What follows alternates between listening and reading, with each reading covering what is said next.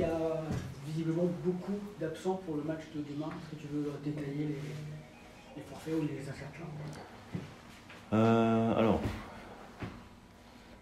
à ce moment où on se parle, avant l'entraînement, avant le dernier entraînement, forfait certains, Chardonnay, Pereira-Lage,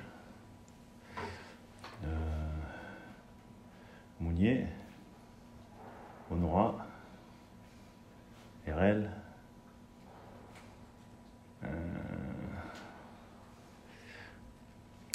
Rémi,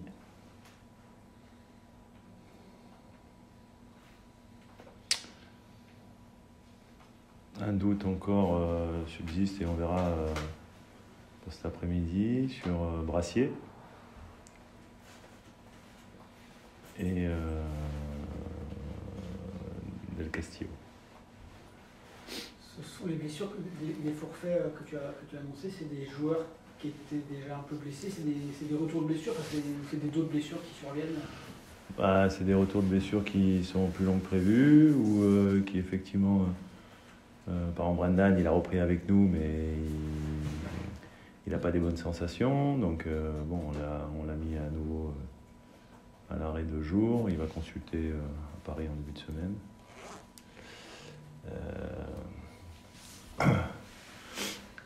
Franck, c'est la continuité de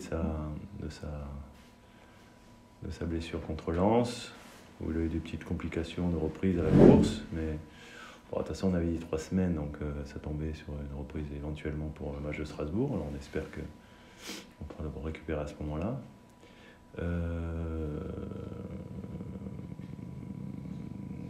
Pertia, c'est aussi dans son processus de récupération, de réathlétisation. Lui, il court, mais bon, c'est vrai qu'il n'est pas encore prêt. Loïc est aussi dans ce processus de réathlétisation, avec toujours pareil, hein, quand on n'a pas joué depuis longtemps et qu'on fait des efforts, des petits bobos ça et là, quoi, qu'il faut. Donc voilà, et puis après les nouveaux blessés, c'est RL, quand même, sur le dernier match, puisqu'il est sorti. Ischio? Ouais, plutôt l'aine, la hanche, l'aine, je sais plus exactement. Enfin, un adducteur, peut-être, adducteur. Donc il a repris la course ce matin, mais bon, on peut peut-être imaginer récupérer dans la semaine prochaine aussi, fin de semaine prochaine. Donc, et puis un peu les nouveautés, c'est Romain Del Castillo qui s'est plaint alors qu'il a fini le match sans avoir du tout de problème et qui s'est plaint 2 jours après d'une lourdeur derrière la cuisse qui l'a inquiété parce qu'il sortait d'une blessure déjà musculaire emboulée, donc ça l'a un peu alerté. Et c'est vrai que sur les examens il n'y a rien, mais on va être prudent aussi par rapport à sa reprise, donc on va faire un point avec lui là, cet après-midi pour savoir s'il peut être dans le groupe ou pas. Et après Lilian qui s'est réveillé hier matin complètement bloqué du dos, des cervicales, donc on va faire aussi un point cet après-midi avec lui, donc ça c'est une nouveauté aussi. Donc 5 jours suffisent à peine. Et Steve, du coup, c'est pareil? Et Steve, ouais, c'est celui de sa blessure qu'il avait contractée à Montpellier. Il avait fait un essai veille du dernier match contre Monaco. Il avait toujours un peu mal. Bon, on avait pris le parti de le mettre quand même sur le banc, en se disant tiens, si on en a besoin en fin de match, sur des coups d'un corner, des choses comme ça, sur des coups de pied arrêtés. Mais bon, nous, on l'avait, même en le mettant sur le banc, on avait dans l'idée de pas du tout le faire jouer si jamais il n'y avait pas un intérêt immédiat, quoi. Donc c'est vrai que du coup, il est aussi lui en réathlétisation, il a couru ce matin, je pense qu'il va être à nouveau là cet après-midi pour faire encore des choses, des soins. Et lui c'est pareil, on peut imaginer pour le récupérer dans la semaine prochaine, quoi. Tu auras un bon trait, enfin, même il y a de la place pour vous, si vous n'avez pas de place en tribune, on ne sait jamais. Il y a de la place sur le banc. Ouais. Ashraf, ça va mieux, donc il est avec nous. Ouais. C'est opérationnel? Oui, il est opérationnel. C'est vrai qu'il avait été embêté à Montpellier, c'est pour ça que je ne l'avais pas fait démarrer non plus contre Monaco, pour qu'il puisse aussi avoir un délai de récupération. Mais a priori, ça va, il n'y a plus de douleur. Ce enfin, comme contre Lyon, hein, vous n'avez que 5 joueurs, je crois, sur le banc. Ouais, donc ça peut être un peu dans ce style à nouveau. Mais en même temps beaucoup plus jeune, parce qu'en fait, à l'époque, on avait moins de joueurs et on avait moins d'absents, mais on avait moins de joueurs. Là, on a plus de joueurs, puisqu'il y en a 3 qui nous ont rejoints, quand même, avec Ellis et Félix et Bradley, qui sont là dans le groupe. Mais comme on a plus d'absents, bah, ça fera à peu près le même quota, mais on sera beaucoup plus jeune du coup, effectivement. Aujourd'hui, il y a plus quoi d'incertitude que de certitude finalement, même sur en 11, notamment la défense, on prend les centraux, Brennan pas là, Christophe n'est pas là, Lilian point d'interrogation. De toute façon, c'est évident. Bon, j'ai déjà dans ma tête un peu ce que je vais mettre en place là-bas, avec les forces du moment. Ce qui est sûr, c'est qu'on jouera 11. Hein. Ça, je peux vous garantir. Donc même si effectivement on manquera de force vive, on manquera d'expérience, on manquera de choses comme ça, on ne va pas y aller non plus en victime annoncée. Donc il y aura 11 joueurs qui sont là et qui vont défendre les couleurs du stade brestois 29. Donc ça, il n'y a pas de souci par rapport à ça. Un replacement de Jean-Kévin Duvert dans l'axe aussi, c'est une option finalement? Alors, je veux dire, si jamais Lilian n'est pas apte, il est évident que les 2 seuls joueurs, enfin, Jean-Kévin a été formé à ce poste-là. Il est venu à Brest au départ pour jouer à ce poste-là.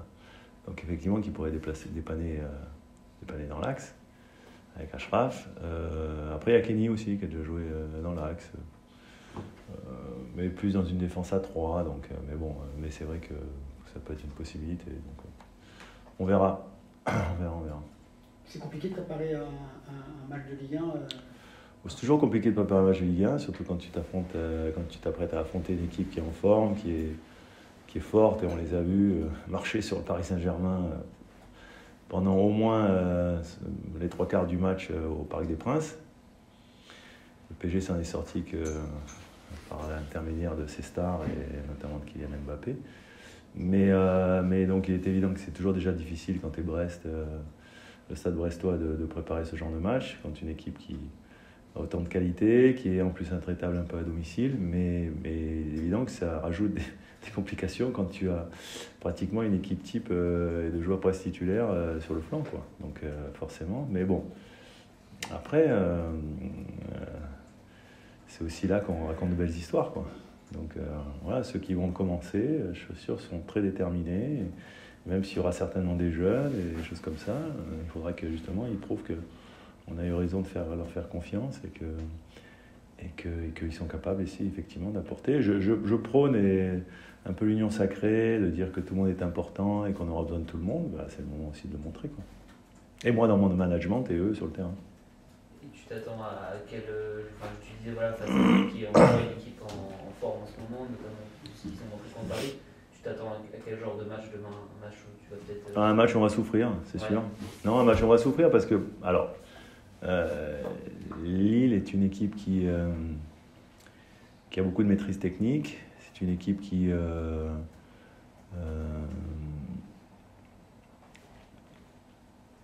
certainement une des meilleures équipes du championnat en contre-pressing à la perte du ballon.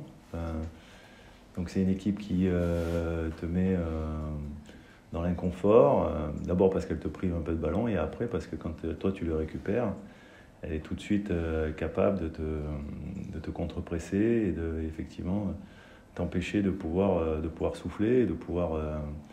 Donc il est évident que notre salut passera par la capacité à bien défendre comme on l'avait fait sur le match aller, mais en s'améliorant sur la capacité, quand on va récupérer le ballon, à mieux l'utiliser, parce qu'on avait été moyen, on va dire, notamment sur la première période dans ce secteur de jeu. Donc c'est vrai qu'il y avait peut-être à ce moment-là une prise de conscience aussi collective de dire on défend bien déjà en premier et que derrière, on fera comme on peut. Ça avait été un peu le cas sur ce match-là.